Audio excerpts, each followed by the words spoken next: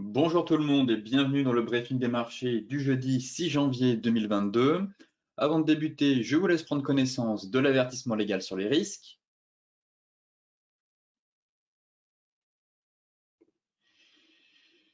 Et aujourd'hui, les marchés corrigent assez violemment, surtout à Wall Street, après les minutes de la Fed. Effectivement, la Réserve fédérale a un peu plombé l'ambiance hier soir avec un ton assez hawkish et elle a surtout indiqué qu'elle pourrait relever ses taux plus tôt que prévu. Je vous disais en début de semaine que les Fed Funds priçaient une première hausse de taux en avril. Et maintenant, les investisseurs estiment que la Fed pourrait même relever ses taux à partir du mois de mars. Donc forcément, ça a créé un peu de panique sur les marchés. Donc hier, les indices américains ont été plombés justement par le compte-rendu de la réunion de décembre des membres de la Fed, indiquant justement qu'elle pourrait relever ses taux plus tôt que prévu. Pour rappel, l'institution avait annoncé lors de sa dernière réunion le 15 décembre qu'elle mettrait fin dès mars à ses achats d'obligations sur les marchés et avait justement ouvert la voie à 3 hausses de taux en 2022. Et hier déjà, des opérateurs estimaient que la Fed pourrait procéder même à 4 hausses de taux en 2022. Bon, j'estime que ça reste quand même peu probable. Déjà 2 hausses de taux, ce sera déjà bien. Donc, les membres de la Fed hier ont estimé lors de leur réunion que le marché de l'emploi aux États-Unis était très tendu et que la Banque centrale pourrait devoir non seulement relever les taux d'intérêt plus tôt que prévu, mais aussi réduire son bilan pour maîtriser une inflation élevée. Et qui dit réduire son bilan dit moins de liquidités sur les marchés. Et ça, les opérateurs n'aiment pas, puisque pour rappel, les marchés sont sous perfusion de liquidités depuis bientôt 2 ans. Et donc, en plus de relever les taux, si la Banque centrale décide de réduire son bilan, cela veut dire moins de liquidités. Et je vous avais déjà partagé plusieurs graphiques, notamment celui du S&P 500, en vous disant, regardez, le S&P 500 évolue en tandem avec les liquidités.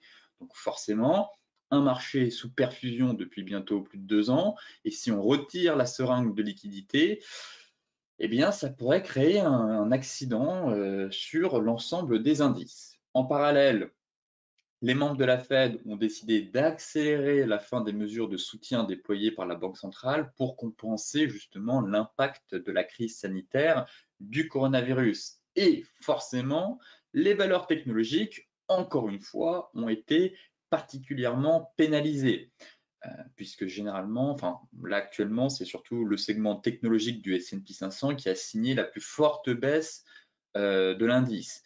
Le Nasdaq a quand même lâché plus de 3%. Donc, on fera le point dans la partie macro, mais comme je vous le disais, hausse des taux, hausse des rendements obligataires, donc rotation sectorielle à venir. En tout cas, elle est déjà en place depuis le début de la semaine, je trouve. Mais je vous montrerai un graphique pour attirer votre attention sur ce phénomène. En Europe, forcément, dans le sillage de Wall Street, les bourses européennes reculent, tandis que les rendements obligataires progressent après la réunion de la Fed avec un ton plus hawkish qu'anticipé, donc un ton plus faucon. Après avoir inscrit la veille encore de nouveau plus haut, notamment pour le CAC 40, actuellement, les places européennes cèdent un peu du terrain. Toutefois, les investisseurs payent le creux de marché actuellement, mais les opérateurs craignent aussi que la Fed ne réagisse à la hausse de l'inflation de façon plus restrictive que prévu. Donc ça, encore une fois, ça suscite quelques inquiétudes de la part des investisseurs. Et donc, la perspective d'une accélération de la normalisation de la politique monétaire aux États-Unis continue de soutenir les rendements américains et par ricochet ceux en Europe aussi. Donc là, le 10 ans américain évolue au plus haut depuis le mois d'avril et son équivalent allemand a atteint en séance un pic depuis mai 2019. Donc pareil, hein, la hausse des rendements obligataires, on l'a vu, comme on a pu le voir hier et même aujourd'hui, ça impacte les métaux précieux.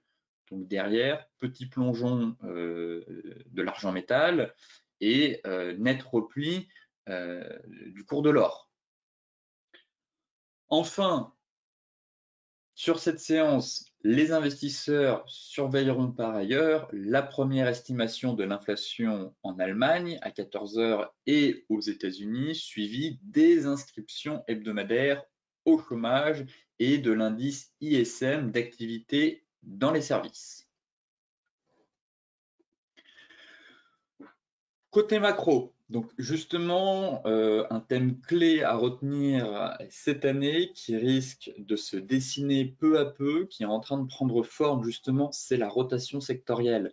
Donc ici, en blanc, vous avez l'indice MSCI World Value par rapport au même indice, mais concernant les valeurs dites de croissance. Donc là, les valeurs de value, ça va être les valeurs des équipementiers, les valeurs industrielles, l'énergie. Et value, croissance, bah forcément, ce sont les valeurs technologiques. Et donc, pareil, on constate très clairement une surperformance de l'indice value durant toute l'année 2020, très clairement. Le Nasdaq a été le grand champion de la crise du Covid-19 et on avait en parallèle une chute ici, vous voyez, du taux à 10 ans. Donc, au fur et à mesure que le taux à 10 ans chutait, eh bien, l'indice MSCI, enfin, les valeurs dites value, eh bien, sous-performaient. Et au contraire, les valeurs dites de croissance, elles, ont explosé. Et là, on a justement, depuis le début de l'année, une accélération, une nouvelle fois, du taux à 10 ans américain, comme c'était le cas ici. Rappelez-vous, quand même, on a quand même eu une grosse correction de l'indice Nasdaq en 2021, lorsqu'on a eu une pontification de la courbe des taux. Donc ici, on avait quand même eu une correction, je crois, de 7-8% de l'indice. Bon, derrière, c'était quand même reparti, mais la hausse des rendements obligataires pénalise les valeurs de croissance. Et là, actuellement, de nouveau, on a le MSCI World Value qui commence doucement à se retourner, en parallèle que les taux à 10 ans remontent. Donc là aussi, rotation sectorielle qui est en train de s'opérer sur les marchés. Donc attention, surtout si vous êtes un investisseur action, à votre arbitrage. Ne soyez pas trop exposé aux valeurs de croissance, car ce phénomène-là pourrait s'accélérer dans les semaines à venir. Et donc, les valeurs, surtout bancaires, vont profiter d'une remontée des taux.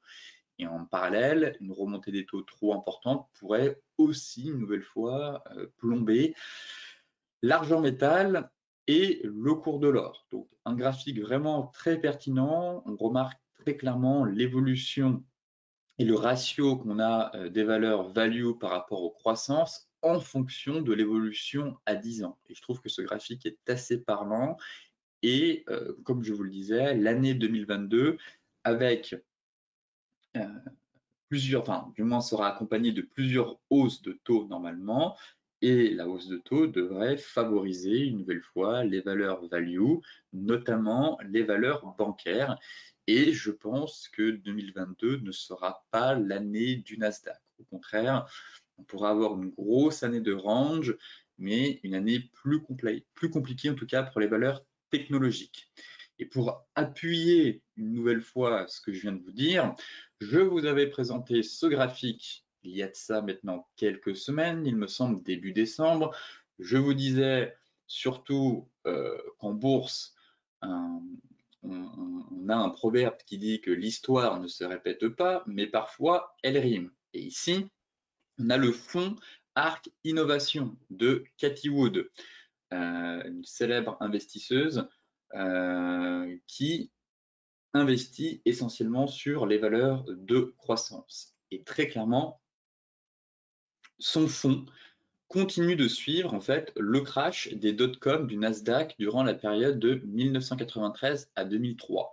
Donc, encore une fois, en 2020, son fonds a juste surperformé le marché, comme toutes les valeurs technologiques. Et début 2021, on dit aussi souvent que les marchés meurent dans l'euphorie. Eh bien, point haut et étrange similitude avec l'évolution du Nasdaq durant cette même période. Et donc là, ce qui est intéressant de voir, c'est vraiment qu'on a fait un point haut, derrière énorme repli, phase de stabilisation dans un range pendant quasiment plusieurs mois, et là, cassure des points bas et accélération à la baisse. Donc là, pareil, ce qui montre quand même que si on a des fonds sur les valeurs technologiques qui commencent doucement à lâcher, on pourrait avoir derrière une correction encore un peu plus profonde, à mon avis, sur l'indice Nasdaq. Et le fonds de Cathie Wood actuellement subit le pire drawdown depuis sa création, depuis son point haut, là, depuis le sommet. Il a quasiment chuté de 44% depuis le sommet. Ce qui est encore pire que le plongeon ici, finalement, ici. Le fonds avait chuté de 42% lors de la première liquidation due à la pandémie en mars 2020. Donc 42%, derrière il était reparti pleine balle comme en 40. Mais bon, le contexte en même temps n'était pas très favorable.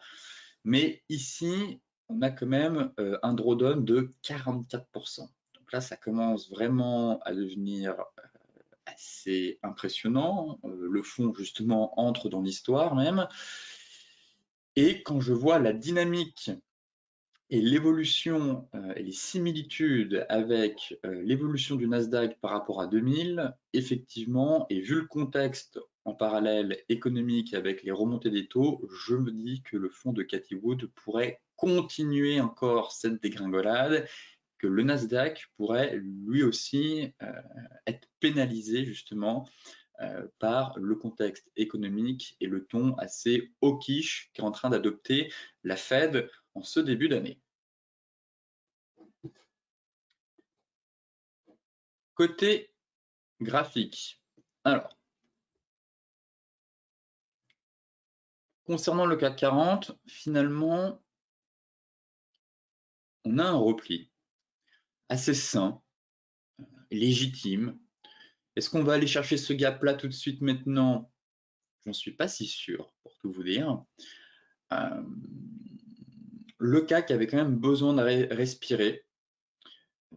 On a eu une hausse de quasiment plus de 600 points en l'espace de 2 semaines à peine. Donc, effectivement, les marchés ne montent pas en ligne droite. Il est légitime que les marchés respirent, consolident, reprennent un peu leur souffle pour ensuite repartir de plus belle.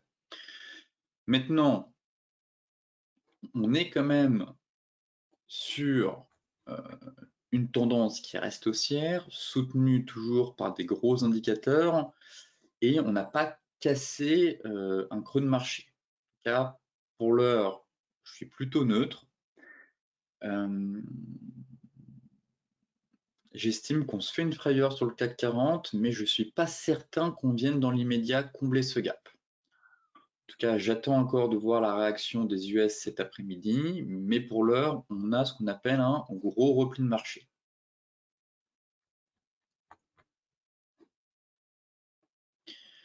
L'indice, pour moi, avait vraiment besoin de consolider. Alors oui, je l'attendais plus haut, car on a une belle zone de prix idéale vers les 7500, 7480, soit l'objectif théorique du triangle et la borne haute du canal.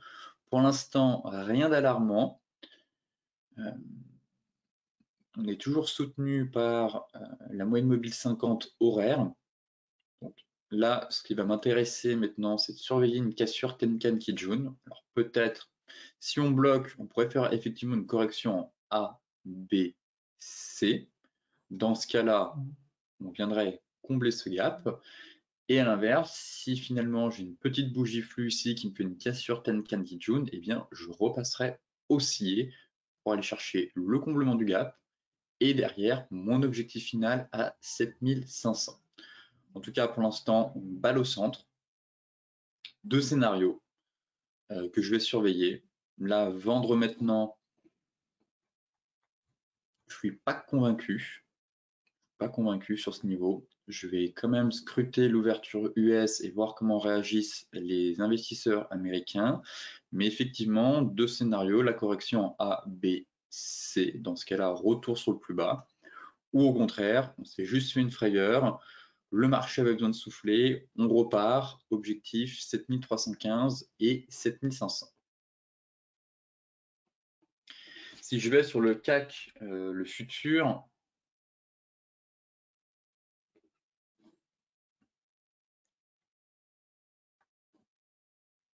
effectivement, il y avait une petite divergence. Peut-être que certains d'entre vous l'ont joué ici. Donc, normalement, vous deviez l'avoir sur les CFD.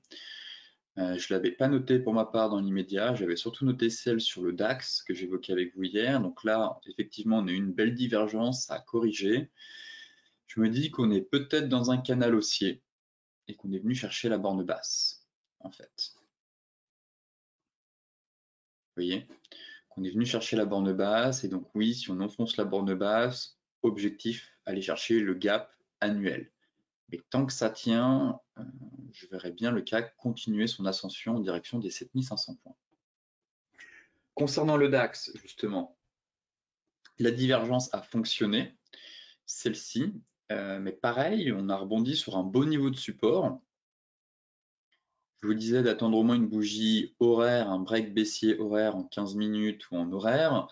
Alors ici, à la clôture à 17h, la divergence n'était pas validée, mais encore une fois, si vous basculiez sur les futurs, vraiment d'où l'importance de jongler entre les deux indices, mini DAX, hop, ça permettait peut-être d'anticiper cette divergence baissière. Mais encore une fois, comme sur le cash, comme sur le CAC, on rebondit ce matin sur des beaux niveaux techniques. Voilà, si je me mets en horaire, en daily, pardon, c'est compliqué de vendre là maintenant sur une zone de support. J'estimais plutôt un repli hier, je vous disais, si la divergence est validée, un repli avec un stop loss au-dessus, mais pour viser le niveau de support, pour moi, un objectif majeur a été atteint. Comme sur le CAC, est-ce qu'on va aller chercher le gap annuel ici? Je n'en sais rien. Honnêtement, est-ce qu'on va y aller tout de suite ou faire une dernière vague de hausse avant de faire une grosse correction? C'est aussi un scénario que j'ai en tête. Là, pour l'instant, je trouve que le marché paye le dip, buy the dip très clairement. Depuis ce matin, on aurait eu une belle bougie flux. Bon, j'aurais insisté en vous disant, gardez ce trade, on peut aller chercher le gap. Mais ce matin, on fait un gap baissier et derrière, les acheteurs se manifestent sur zone. Donc, pour l'instant, le sentiment que le marché avait besoin de respirer. Et je ne suis pas certain qu'on vienne combler le gap tout de suite dans l'immédiat. On pourrait reprendre notre souffle, retourner ici, faire une dernière accélération haussière avant vraiment de violemment corriger. Donc ça reste un scénario plausible. Maintenant, en données 4 heures, c'est la même chose, ça reste aussi en fait. On est toujours sur des plus bas et des plus hauts de plus en plus hauts. Et je me dis que le marché pourrait consolider finalement dans un range à court terme. De nouveau consolider dans ce range-là. Donc là, j'attendrai un retour vers les 16 000, 15 900, 16 000, à peu près ici, dans la zone, et voir si vous avez une réaction. Effectivement, si la zone casse. Dans ce cas-là, objectif, aller chercher notre Kijun. Pour l'instant, ça tient, mais si on a une belle bougie flux directionnelle à venir, dans ce cas-là, on ira chercher le gap. Venir chercher notre Kijun et combler le gap. Sinon, scénario de consolidation, je pense, et de range à venir. Le Dow Jones. Alors, le Dow Jones, Je vous disais justement hier de mettre votre stop loss à break-even et de prendre des bénéfices avant les minutes de la fête. On avait certes eu une cassure Tenkan Kijun, mais à l'approche des minutes de la Fed, on ne fait pas du casino, on fait du trading, d'où l'importance de mettre votre stop loss à break-even et de prendre des bénéfices. Je vous disais de prendre au moins 50%. Donc là, logiquement, il y a eu une sortie à break-even et des bénéfices ont été pris. Donc on fera le point surtout sur le futur. Maintenant,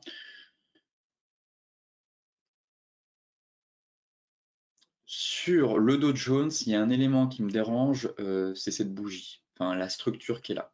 Là, on a une bougie flux, un gap haussier, une bougie flux qui clôture dans plus de 50% de la bougie. On appelle cela une étoile du soir. Donc là, effectivement, sur le Dow Jones, il y a ce pattern qui me dérange actuellement et qui plaide très clairement pour une correction à venir. Donc là, on est sur un signal technique de retournement. J'attends vraiment de voir la réaction du marché cet après-midi. Les futurs sont dans le vert. Si on break ce niveau à la hausse, je pense que cette structure sera invalidée. Donc là, effectivement, je suis un peu tiraillé entre l'Europe, où j'ai plus le sentiment qu'on s'est fait une frayeur et que ça corrige, et l'indice américain qui me déclenche, qui me valide en tout cas un setup de retournement avec les chandeliers japonais. Donc ça, c'est un point négatif. Après, on a une belle bougie flux aussi en données 4 heures, assez baissière. Donc là, c'est un deuxième point négatif que je note très clairement sur l'indice. Il y a un objectif qui m'intéresse toujours, comme pour le CAC. Je vous disais, si on peut aller chercher les 7005, le Dow Jones, eh bien je vise les 32 700. La borne haute du porte-voix, pour moi, c'est la zone idéale pour mettre en place une stratégie de trading à la vente, mais peut-être que l'indice ne va pas aller chercher ce niveau et qu'au contraire, il est en train de montrer un peu des signes de fatigue. Maintenant, si on passe sur les futurs,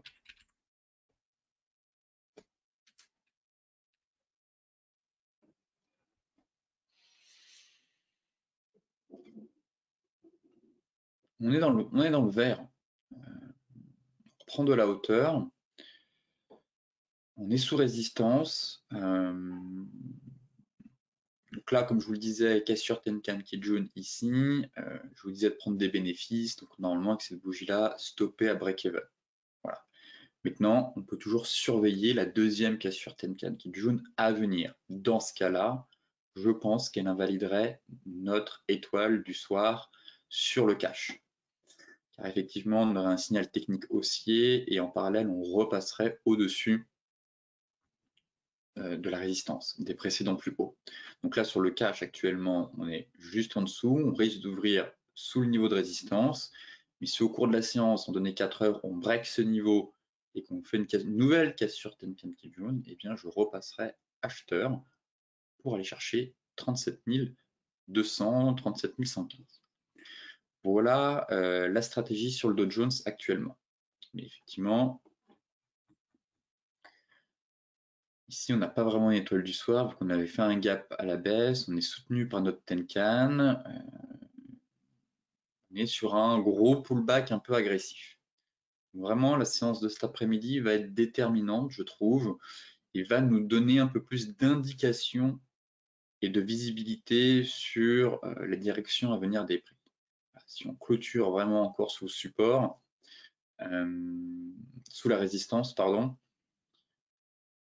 eh bien, je verrai, en tout cas, je pense qu'un retour sur la précédente zone est envisageable. À l'inverse, si on break et qu'on clôture et qu'en parallèle on fait une nouvelle cassure Tenkan Kijun en 4 heures sur le FUT, eh bien, je pense que j'invaliderai l'étoile du soir pour aller chercher une nouvelle jambe de hausse vers 37 100.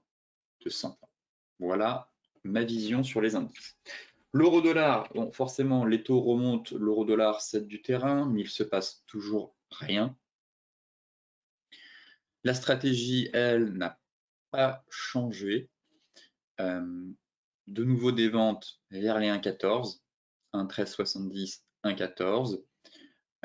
sur signal et tenter une vente si le marché se décide enfin à breaker mon oblique ici avec le milieu du range, donc les 1,1270. Pour l'heure, passez votre chemin, il se passe toujours rien sur l'euro-dollar, c'est assez mou. Et oui, je vous disais, si on break les 1,1270, dans ce cas-là, mettre un stop loss au-dessus des plus hauts. Là, je le remonte un peu pour viser la borne basse. Mais pour l'heure, c'est vraiment du yo-yo, le marché hésite, pas de plan de trading. Les niveaux d'intervention clés, 1,1370, 1,14 pour tenter de nouveau une vente, ou break des 1,1270 et de mon oblique baissière, avec au moins une bougie 4 heures. Et dans ce cas-là, stop loss un peu plus haut pour aller chercher borne basse du range.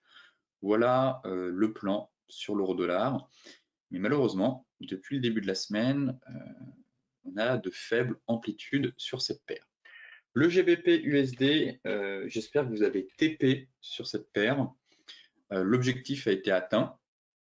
On avait donc une cassure Tenkan Kijun ici en données 4 heures, et je vous disais la même chose, à l'approche des minutes de la Fed, mettez votre stop à break-even. Bon, en cours de séance, on est venu taper les 1,36, donc mon objectif à moi sur cette cassure Tenkan Kijun en données 4 heures, je vous disais, c'est 1,36. 1,3570, pourquoi pas sur excès 1,36. Bon, au plus haut, on a fait 1,3598. Ok, c'est quasiment l'objectif. Hein, je considère qu'on a été atteint. Donc là, des bénéfices ont dû être pris, en tout cas, sur cette paire. Maintenant, j'attends. Peut-être que certains n'ont pas mis leur stop à break-even. Dans ce cas-là, ils sont encore toujours dans le trade. Ou s'ils l'ont pris sur pullback ici, effectivement. Ouais, bon. Peut-être que certains sont encore dans le trade. Ou n'ont pas été stoppés à break-even. C'est aussi possible, tout dépend de où vous êtes rentré sur cette cassure Tenkan Kijun, mais là, effectivement, il y a quelques pips et peut-être que certains d'entre vous sont encore dans le trade. Dans ce cas-là, une prise de bénéfice a dû s'effectuer ici, puisque c'était l'objectif que je m'étais fixé, le niveau clé. Maintenant, ça reste haussier. On peut aller chercher une nouvelle fois ce niveau, mais je guette un signal technique de retournement. Donc j'aimerais bien qu'on vienne chercher vraiment le haut du canal, voir ce qui se passe ici. Effectivement, celles et ceux qui sont restés dans le trade haussier, qui n'ont pas été stoppés à break-even, eh bien oui, si on a une sortie pour le haut du canal, forcément ça va être intéressant. D'où l'intérêt effectivement de garder un petit reliquat. Mais si jamais le marché échoue, eh bien je n'hésiterai pas à faire un reverse et à mettre en place une stratégie à la vente sur cette paire. Pour l'instant, c'est trop tôt, il ne se passe rien, ça reste haussier. J'attends vraiment qu'on vienne taper cette zone et voir la réaction. Voilà, si on a un bel avalement baissier, eh bien la stratégie ce sera de vendre. Si on a une bougie flux directionnelle qui explose la borne haute du canal, eh bien faudra continuer à chercher des achats avec le même setup de cassure Tenkan Kijun sur les unités de temps inférieures. L'euro yen, très rapidement, voir ce qui se passe. Est-ce qu'on a été stoppé? L'euro yen, où est-ce que j'ai placé le stop? Bon, je l'avais remonté, effectivement. Fin du trade, logiquement, je l'avais placé ici. Donc stopper ici, sauf si vous l'avez peut-être mis un peu plus bas. J'ai peut-être été un peu trop agressif dans la remontée de ce stop. Bon, fin du trade, très clairement. C'est pas grave. Je vois quand même toujours l'euro remonter. Bon, c'est vrai que s'il y a des tensions et que les marchés corrigent, le yen pourrait se renforcer. Si vous êtes encore dedans, en tout cas, ça reste haussier pour l'instant, pas d'inquiétude. Remontez votre stop quand même. Peut-être que moi, je l'ai remonté un peu trop vite, un peu trop fort. J'aurais dû le mettre sous la zone. Mais l'objectif reste le même, ce serait d'aller chercher les 132.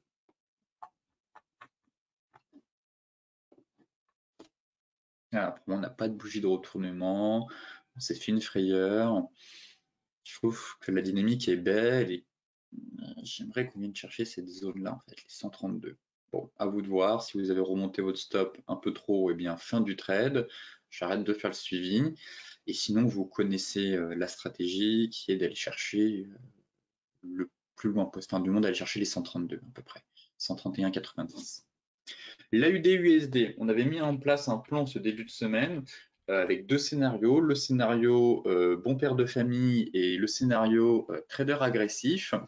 Le scénario trader agressif, c'était celui de se dire, rappelez-vous, on est dans une tendance baissière.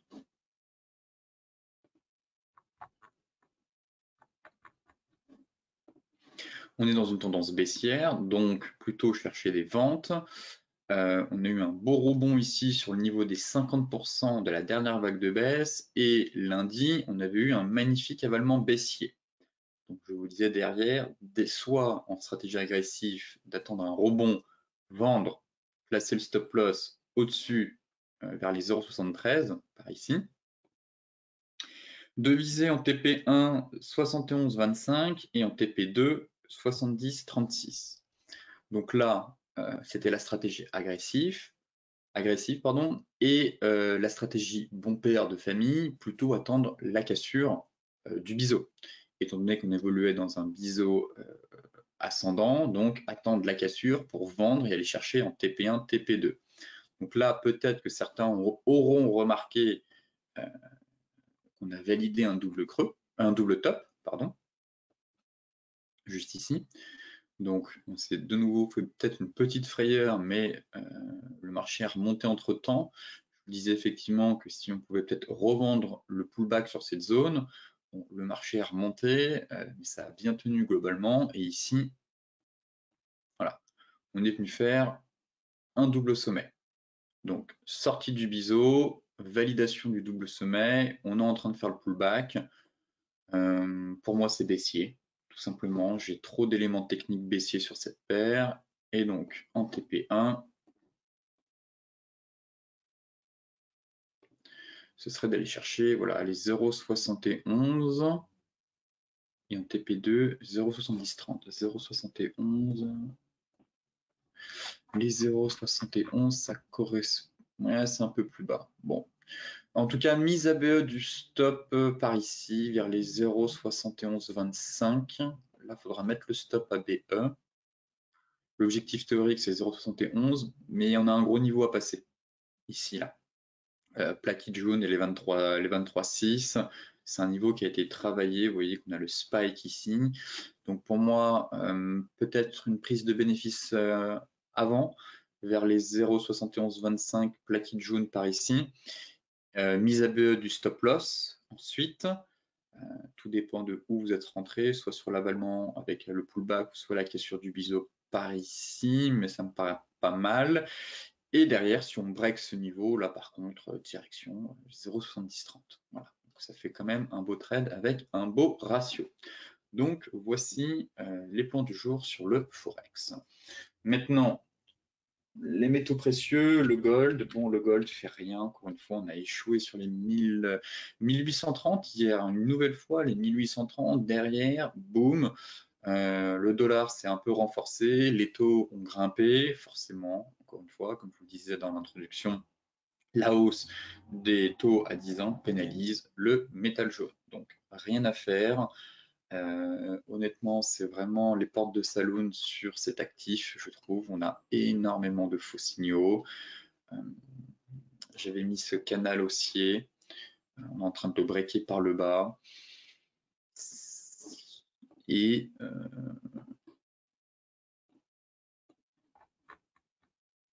bon, on est toujours un peu sur le pullback de la Tenkan. J'attends un peu. Mais j'aimerais vraiment pas qu'on clôture une nouvelle fois entre Tenkan et Kijun sur le mois de février. Ça, ce serait vraiment le pire scénario. Et donc, j'aimerais qu'on évite, j'aimerais en tout cas que ce soit un pullback un peu agressif, qu'on remonte et que le mois de janvier clôture au moins au-dessus de la Tenkan mensuelle. Ça, ce serait déjà un bon point. Maintenant, donner des lignes, c'est le chantier. On a on a plein d'obstacles au-dessus de la tête, on est en plein dans le nuage, MM50, MM200, Kijun, Shiku qui est bloqué dans tous les sens, bref. On voit vraiment l'indécision et on voit avec l'indicateur Ishimoku, on est bloqué dans tous les côtés, que ce soit sur toutes les unités de temps en fait, en hebdomadaire, en 4 heures c'est la même chose, Shiku est bloqué de partout, on est sous les nuages, on est prisonnier entre une MM50 au-dessus de la tête, une MM200, bref. C'est un marché vaseux qui manque de visibilité, c'est un marché compliqué, piégeux, donc à court terme, je surveille toujours le gold, mais je mets vraiment de côté cet actif car il est compliqué à trader, honnêtement. Et je pense une nouvelle fois qu'il faut intervenir uniquement sur les grosses zones clés. Donc là, c'est 1785, 1800 sur signal, ou attendre au moins la cassure des 1830. Car là, pour le coup, on a le pivot clé. C'est vraiment le niveau qu'on travaille depuis maintenant le mois de juillet, ici une fois, 2 fois, 3 fois, 4 fois. Bon, là, on a breaké 4 fois, 5 fois. Donc voilà, 1830, c'est le pivot clé. Et le franchissement de ce pivot clé permettra enfin, je pense, d'avoir un flux directionnel. Car là, on tente d'avoir des flux directionnels et au final, c'est que des bull traps. À chaque fois, ça retombe. Donc, laissons le gold retomber. Soyez patient et au contraire, si on peut même l'avoir un peu plus bas, ce sera très bien. Le Brent, le pétrole. Bien orienté. Mise en place d'un plan de trading hier pour moi sur le pétrole, en vous disant que j'aimais beaucoup la dynamique. Cette sortie de range par le haut avec pullback, derrière ça repartait. Donc logiquement, le plan de trading a été mis en place par ici. Là, on a une belle bougie flux.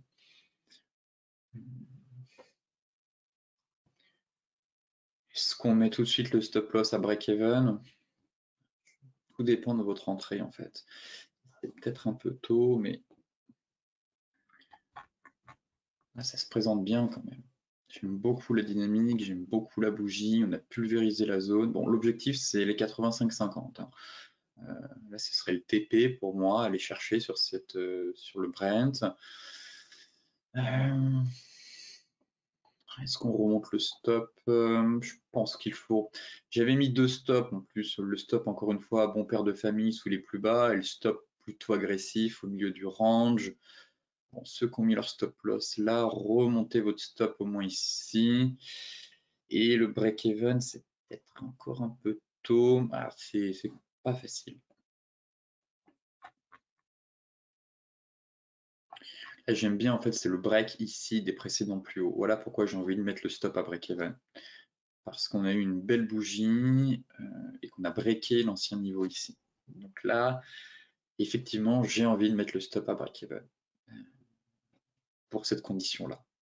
On vient de faire le pullback, effectivement, si ça repart, voilà, au moins on risque plus rien, stop loss à break-even. Normalement, l'entrée a dû se faire par ici. Il y a quand même une marge, mais d'un autre côté, peut-être encore un peu tôt. Bon, en tout cas, remonter le stop, ça c'est sûr. Maintenant, à vous de voir en fonction, encore une fois, de votre profil de risque. Moi, je vous ai évoqué mon opinion là-dessus. Le fait qu'on break ici en horaire, ça c'est un point positif et donc il me donne envie de mettre le stop loss à break-even. D'un côté, je me dis que c'est peut-être encore un peu tôt, mais en tout cas, la structure est belle. Et je vise vraiment les 85-50. Donc maintenant, à vous de voir. Attendez en tout cas l'ouverture US cet après-midi. Voilà. Si effectivement les US poursuivent dans cette direction et sont vachement flux, bon, on met le stop à break-even. Si on voit que c'est bon, et que ça break, bon, on remet le stop à break-even.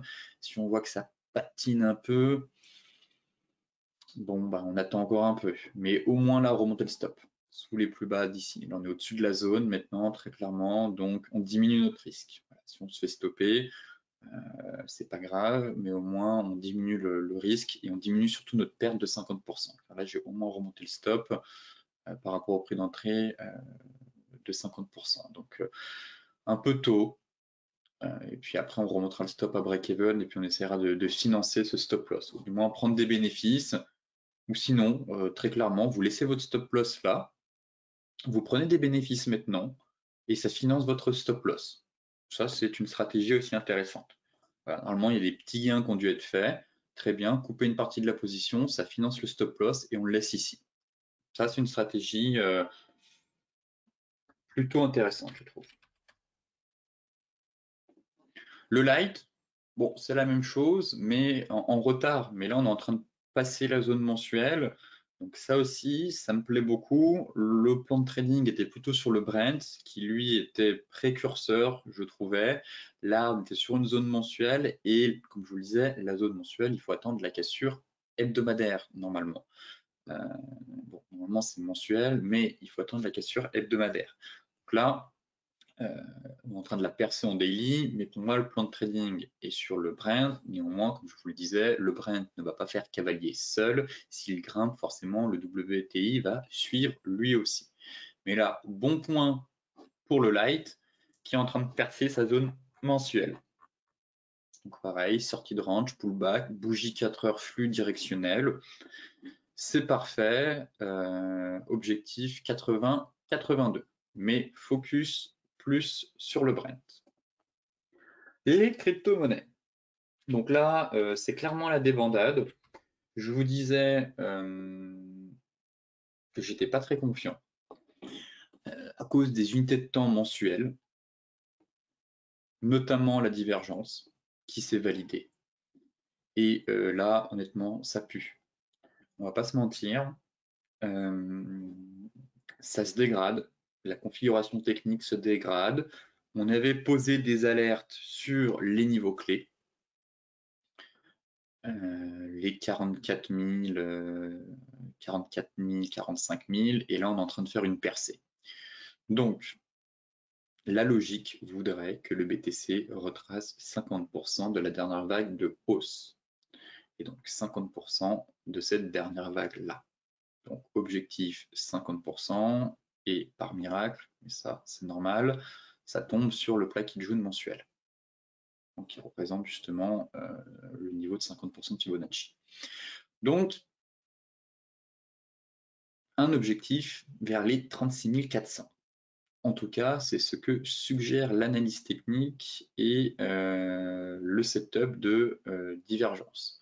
Un setup que j'apprécie beaucoup, que je mets souvent en application et qui donne des résultats quand même assez bons et de qualité surtout.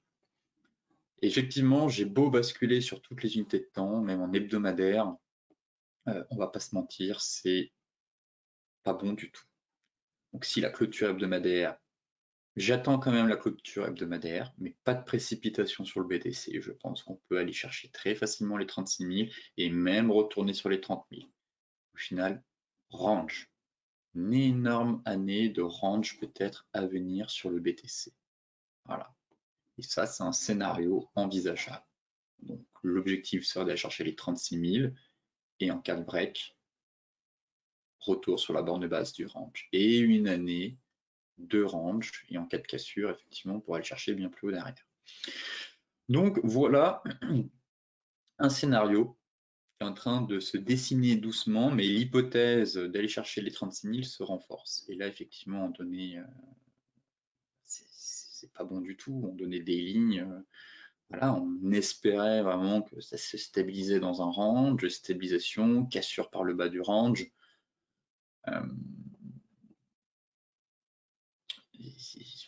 Là, je vois pas ce qui empêcherait le BTC d'aller chercher les 41 000. La pullback, à la limite, pourquoi pas, on fait le pullback, et puis 41 000, et puis si on pète les 41 000, 37 000, et si on casse les 37 000, retour à 30 000, range. Voilà, gardez vraiment ce scénario en tête, mais ça commence doucement à se mettre en place en fait. Donc prudence, il faut savoir être baissier aussi sur les crypto-monnaies. revenir plus tard. Et pour l'instant, c'est pas bon. C'est pas bon. Et là, on a vraiment eu une bougie avec du volume en plus, flux directionnel qui pète la borne basse du range, la zone. Bon, comme je vous le disais, là, je suis plutôt sur un scénario de pullback. Avant rechute, ici cassure 36 000, ici cassure des 36 000, 30 000. Voilà le scénario actuellement. Et quand je switch et que je vais sur l'Ethereum, eh bien franchement, c'est la même chose. Et là, c'est assez violent sur l'Ethereum. Donc j'ai enlevé le canal. On avait un canal baissier qui retenait, une oblique. Donc là, on a cassé l'oblique qui passait par les plus bas. Je crois qu'elle était déjà enfoncée. Voilà, non, péter l'oblique. Ici, donc nette cassure de l'oblique. On avait aussi un canal baissier que j'avais mis ici, on l'a cassé par le bas. Pleine accélération baissière. Donc là, on est sur un niveau clé. Effectivement, on a une zone. Je vais enlever l'Ishimoku. Là, il y a une zone. On va pas se... Voilà. Donc là, ici, j'ai quand même une belle zone. Effectivement, on peut avoir une réaction de l'Ethereum, faire le pullback. Le parallèle, en parallèle de cette zone, si on va en données hebdomadaires, donc là, plutôt pour les traders qui veulent tenter des achats ici pour jouer le rebond, pourquoi pas? Pourquoi pas, sur signal, au moins tenter le rebond. Si derrière on sort et que ça repart, tant mieux, mais risque aussi d'aller chercher plus bas. Dans le sens où on est sur zone, du moins on arrive sur une zone clé, 50%. Si je me mets ici, vous voyez, on est venu taper notre plaquette jaune. Donc effectivement, c'est un beau niveau. C'est un beau niveau clé où les traders peuvent tenter de mettre à profit ce seuil clé. Maintenant, la divergence mensuelle se concrétise de plus en plus. Donc je vous disais, si on break les précédents plus bas, ça peut bloquer. Donc là, on est sur un bon niveau, plat Tenkan mensuel, plat Kijun hebdomadaire, retracement de 50% de la vague de Fibonacci. Donc effectivement, je m'attends à un rebond sur ce niveau. Donc, les traders expérimentés peuvent tenter des achats sur signal proche de cette zone, vite se protéger. Si ça repart, tant mieux, c'est un point bas. Si vous constatez que le marché commence à s'essouffler, eh bien prudence, car l'objectif derrière, ce serait d'aller chercher les 2485. Les dernières divergences mensuelles avaient parfaitement fonctionné sur l'Ethereum, magnifique, validé. Ça avait donné naissance même à un bear market. Ici, je ne pense pas que ça va partir dans ce même phénomène et qu'on va avoir un drawdown de 80%, mais une correction de 50%, comme sur le BTC. Donc si le BTC évolue dans un range, l'Ethereum pourrait très bien aller chercher les 50%. Voilà mon opinion sur l'ensemble des crypto-monnaies. Donc assez prudent, assez méfiant, plutôt baissier, pour ne rien vous cacher même. Maintenant, l'Ethereum est sur une belle zone de prix, donc je guette, mais plutôt pour une zone de trading. Voilà, pour l'instant, ça tient, on n'a pas de signal toujours. Est-ce que je bascule en données horaires? Malheureusement pas, mais effectivement en trading, il y a quelque chose à faire sur cette zone-là, à court terme.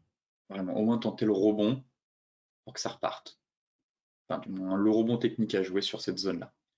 Je ne sais pas si derrière, si effectivement on break à la hausse, on peut repartir. Mais si c'est juste un rebond, ça s'essouffle et on break les 3250, si on break ce niveau, je viserais très clairement 2875 et 2545 $. Voilà. Parce que les divergences mensuelles sur les cryptos, elles fonctionnent 90% du temps en fait.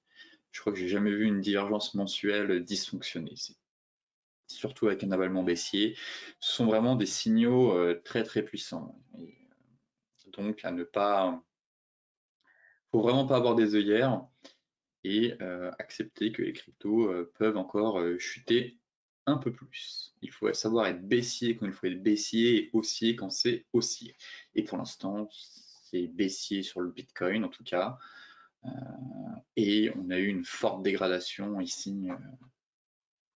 Voilà, les deux bougies là, vraiment, voilà, tenaient ce niveau et clac, clac, ça cède. Et je me dis qu'on peut aller chercher peut-être plus bas. Écoutez, sur ce briefing des marchés touche à sa fin. Je vous souhaite une excellente journée, de très bons trades. Faites attention encore une fois à votre exposition sur les marchés et je vous dis à demain pour un nouveau point complet sur la planète finance.